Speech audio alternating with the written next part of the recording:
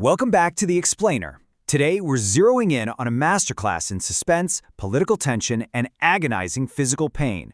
We're breaking down a pivotal sequence where the absolute quietest conversations end up carrying the deadliest consequences, and it all leads to a horrifying discovery that literally changes the entire landscape of this world.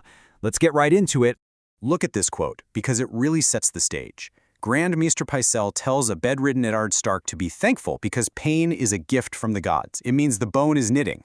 But Ned, who is trapped with this inflamed, throbbing leg and an itch that's driving him crazy, realizes something way darker. He knows shattered legs might heal in time, but some betrayals fester and poison the soul, and his physical agony, it's just a perfect, awful mirror for the toxic betrayals brewing all around him in King's Landing. That brings us to Section 1, the gift of pain. We start with a broken man at his most vulnerable. So Ned is stuck in bed. Pycelle is pushing the milk of the poppy on him for when the pain gets too onerous, but Ned pushes back. He says sleep is the great healer, but he was hoping for an actual healer instead. It's a great flash of fierce humor from Ned, but things get serious fast.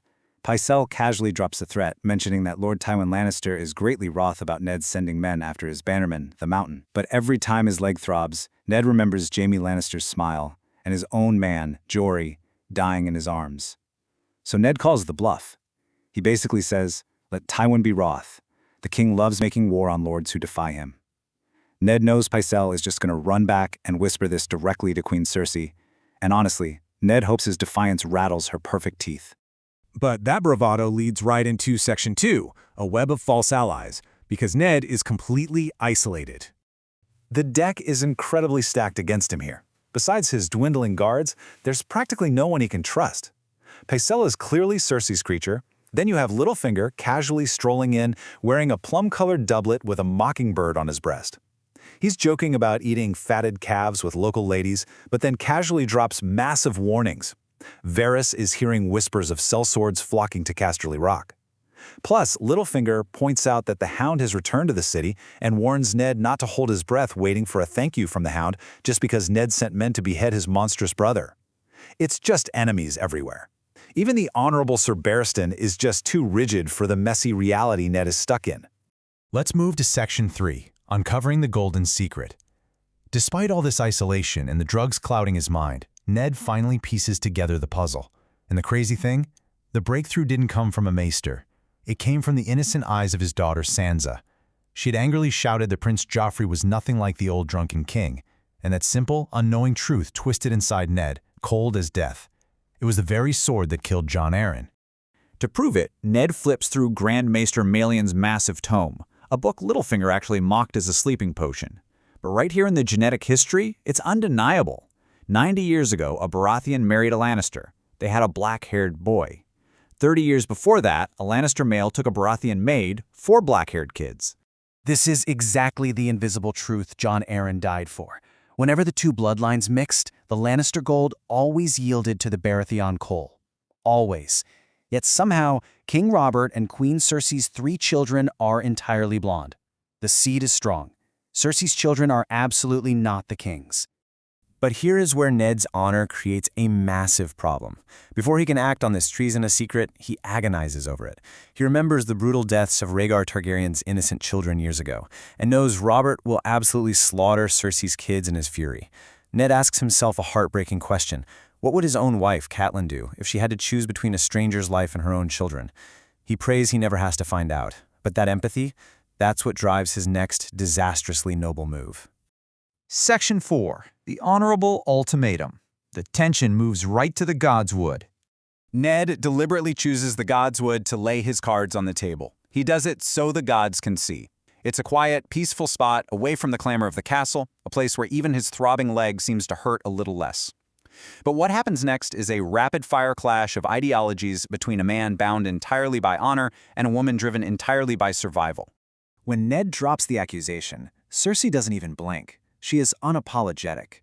She immediately confesses to her lifelong incestuous relationship with her twin brother, Jaime.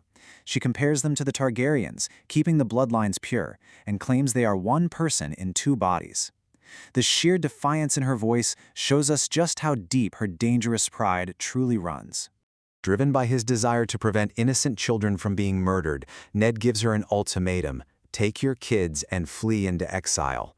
And her time is running out. We learn from Littlefinger that King Robert's hunt hasn't gone to plan. He was hunting a legendary white hart, but some wolves got to it first, leaving Robert with scarcely a hoof and a horn. Now the king is in a furious rage, hunting a monstrous boar deeper in the forest, and when he finally returns, his wrath will be inescapable. But Cersei isn't cowed. Instead, we get a sudden flash of her own deep wounds. She reveals why she hates the king with such absolute venom. On their wedding night, a drunken Robert actually whispered the name of Ned's dead sister, Lyanna, while consummating their marriage. That single moment of profound humiliation killed any chance of a functional relationship, fueling a resentment that has poisoned the realm for over a decade. Which brings us to our final act, Section 5, Win or Die. There is no middle ground left. Cersei is a master player. She instantly pivots from anger to this incredibly manipulative seduction. She places her hand on his good leg, leaning in.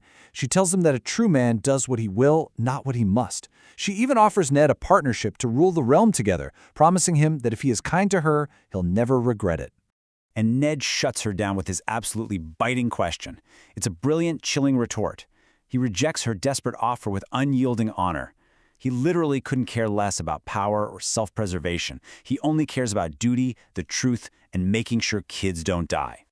The facade drops entirely. Enraged, Cersei physically strikes him across the face. She sneers at his hypocrisy, demanding how he can play the noble lord when he has a bastard son of his own. She tears into his rigid morality, reminding him that he could have taken the Iron Throne years ago, but failed to act. To Cersei, his mercy isn't a virtue. It's a fatal strategic mistake. And that brings us to the ultimate climax of their confrontation.